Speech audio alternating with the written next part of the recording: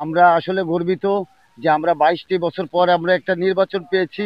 এই নির্বাচনে প্রতিটা শ্রমিক কর্মচারী, প্রতিটা সদস্য, ভোটার, তারা নিজ নিজ দায়িত্বে তার ভোটের অধিকার ফেরতটা ঠিক জায়গা মতো সিল মেরে নির্বাচিত করবে।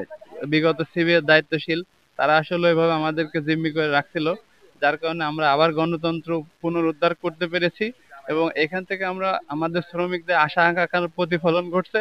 আমরা খুবই সুন্দর ফেয়ার একটা ইলেকশন পেয়েছি এবং আমরা আশা করি ভবিষ্যতে এই ধারাবাহিকতা অব্যাহত থাকবে।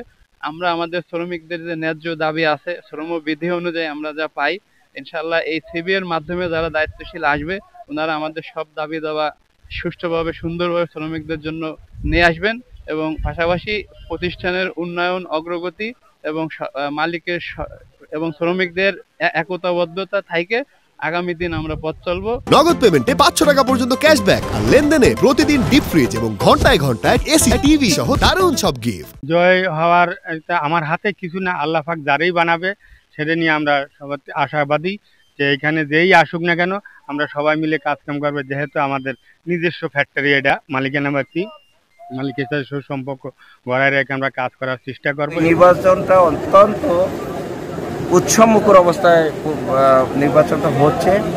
ভোটাররা তাদের ইচ্ছামতো প্রার্থীকে তারা ভোট দিতে পারছে এবং শান্তিপূর্ণ এবং অবস্থান বজায় আছে এবং প্রার্থীদের ভিতরে একটা সৌহার্দ্যপূর্ণ অবস্থা আমি বিরাজ করতেছে বলে আমি মনে করি এবং দেখতেছিও তাই। আমরা নির্বাচন কমিশন সংশ্লিষ্ট যারা আছি সর্বতভাবে আমরা চেষ্টা করে যাচ্ছি এই নির্বাচনটাকে অবাধ এবং নিরপেক্ষ করার জন্য।